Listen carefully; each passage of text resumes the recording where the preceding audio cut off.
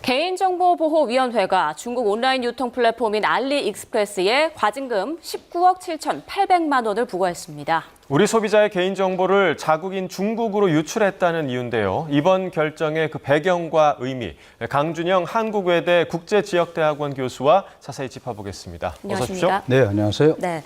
자, 알리인데요. 정보보호위원회가 해외 이커머스 사업자에게 이렇게 과징금을 부과한 건 처음 있는 일이라고 하더라고요. 네, 어떤 배경인지부터 좀 설명해 주시죠. 이 이커머스 업체들이 한국에서 서비스하는 데는 여러 법의 저촉을 받게 돼 있습니다. 기본적으로 뭐 전자상거래법이라든지 광고법. 그런데 이번 케이스는 개인정보 보호에 관한 규정도 정확하지 않았고 또 그거를 임의로 해외로 유출시켰기 때문에 규정에 위반됐다라는 게 이제 우리 입장인데요. 아주 간단하게 말씀을 드리면 해외 사업자라도 국내 이용자를 대상으로 사업을 하는 이상 반드시 한국 보호법의 범주에 들어가게 활동해야 된다. 예. 이런 거를 아주 극명하고 표면적으로 정확하게 얘기한 첫 번째 사례다, 이렇게 이해를 하시면 될 것 같습니다. 자, 그럼 이번 사례를 조금 더 짚어보자면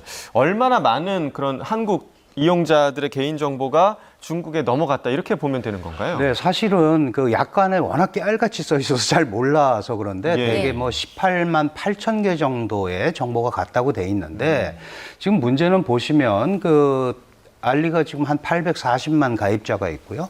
테무가 이번에는 1년이 안 돼서 이번에는 이제 그 규제 대상에서 빠졌습니다만은 한 600만 정도 되거든요. 그러면 적어도 1,400~500만 개의 자료가 항상 노출이 돼 있다, 이렇게 이해를 하시면 되고, 이게 중국으로만 간 게 아니고 그 안에 보면은 10개 해외 관련 업체에 자기들이 임의대로 보낼 수 있게 또 돼 있어요. 그러니까 중국으로만 가는 게 아니고 우리의 정보가 정보 주체자의 의지와 전혀 관계없이 적어도 10개 나라를 떠돌 수 있다. 이런 점에서 이게 굉장히 심각한 거고, 이게 혹시 악용이 되면 예를 들어서 뭐 국제 금융 범죄라든가 보이스피싱이라든가 이런 데 노출이 될 수도 있고, 굉장히 심각한 사이버 보안과 사이버 안보와도 연결되는 심각한 사안이다, 이렇게 인식을 해야 될 것 같습니다. 네, 요즘 뭐 많이들 여러 서비스에 이제 가입을 해 있는 데다가 이런 사고가 굉장히 많다 보니까 개인정보 유출에 대해서 좀 둔감해진 게 없지 않아 있거든요. 그런데 이런 개인정보 국외 유출은 또 어떤 점에서 다른가요? 네,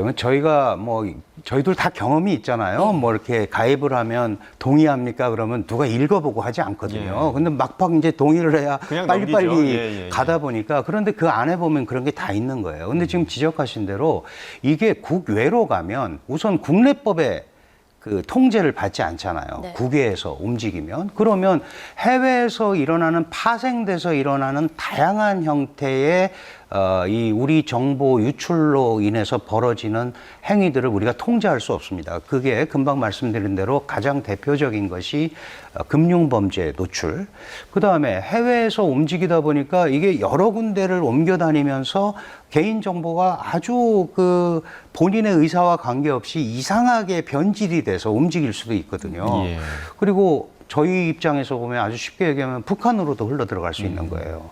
그렇게 된다면 이게 예를 들어서 강준영, 저 사람은 패턴이 어떻고 어떠하고 이런 게 다 노출이 된다라는 거죠. 일반 자연인까지 그렇게 노출이 된다면 이미 우리가 1,500만 개 정도의 이런 회원 가입을 해놓은 이 상태가 이렇게 무분별하게 움직인다면 우리 안보와도 아주 직결되는 상당히 심각한 문제이기 때문에 우리 개인정보위원회가 이번에 이렇게 조치를 취한 것 같습니다. 네, 자, 그러니까 이 사안에 대해서 개인정보보호위원회가 과징금을 부과한 것이고, 또 공정거래위원회에서도 알리테무 그 전자상거래법 위반 의혹에 대해서 제재 착수에 들어갔다고 하는데, 이게 그런 개인정보위의 조치와 좀 어떤 점이 좀 다른 건가요? 우선 금액이 달라집니다. 이 전자상거래법 위반 같은 경우는 불공정 행위의 대표적인 케이스거든요. 예를 들어서 뭐 상품 순서를 조작을 하거나 뭐 팔리지 않은 것들을 가짜로 많이 팔렸다고 하거나, 그래서 앞에 내세우기도 하고 광고도 위반하고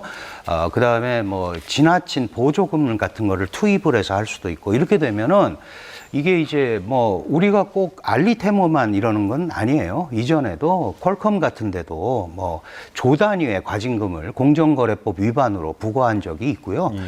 이런 것들이 벌어지기 때문에 액수가 굉장히 커질 겁니다.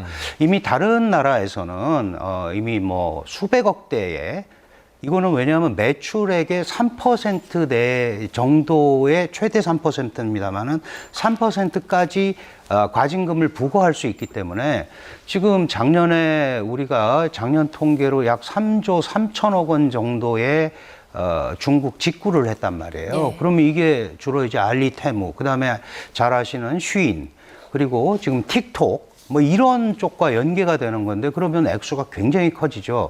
자칫 잘못하면 뭐 통상마찰까지 부를 수 있는 그런 상황인데 그럼에도 불구하고 우리가 이렇게 개인정보 보호에서부터 초점을 맞춰서 간 것은 장기적으로 한국에서 사업하려면 룰을 지켜야 된다라는 메시지를 보낸 거고 예. 그게 지금 공정거래위원회에 이런 조항들과도 다 연결이 되는 거다 이렇게 이해를 해야 될 것 같습니다. 네, 그런데 20억 원에 가까운 과징금을 알리가 못 내겠다 이렇게 거부하면 좀 강제할 방법이 있습니까? 사실은 이 개인정보 보호가 이게 지금 그 데이터 센터가 중국에 있잖아요. 예. 그러니까 우리가 가서 뭐 조사할 수도 없고 굉장히 어렵습니다.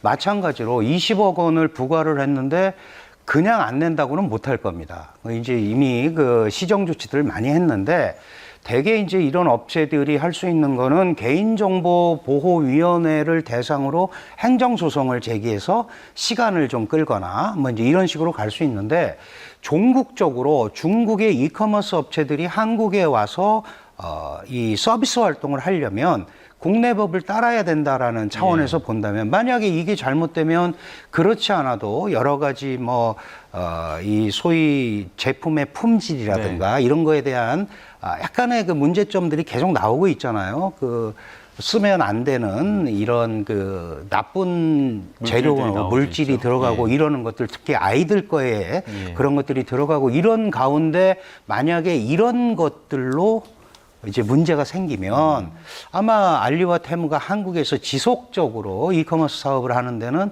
스스로 문제가 있을 거다. 그렇다면 한국 국내법, 그다음에 국제규범 이런 데를 맞추는 것이 훨씬 낫다라고 판단을 할 겁니다. 네, 이번 그 과징금 약 20억 원 정도가 적정한 금액이냐 이 부분에 대해서도 좀 생각해 볼 필요가 있을 것 같은데 예를 들면 미국 같은 경우는 비슷한 그런 개인정보 이슈 때문에 틱톡을 아예 퇴출하려고 하기도 했잖아요. 그러니까 이게 좀 차이가 있는 거 아니냐 이런 비판이 좀 있을 수도 있는데요. 예, 그렇습니다. 그 미국 같은 경우는 이걸 이제 국가 안보 사안으로 얘기를 했고 미국 인구의 거의 절반이 쓰고 있잖아요. 틱톡이라는 거를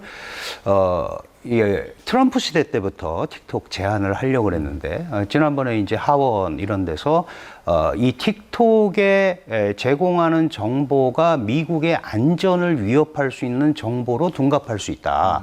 그래서 그런 부분에 대한 명확한 개선책이라든지 방침이라든지 이런 것들이 서지 않으면 틱톡 자체를 금지시키는 게 제일 좋은 방법이다. 이렇게 이제 큰 틀을 보여준 거거든요.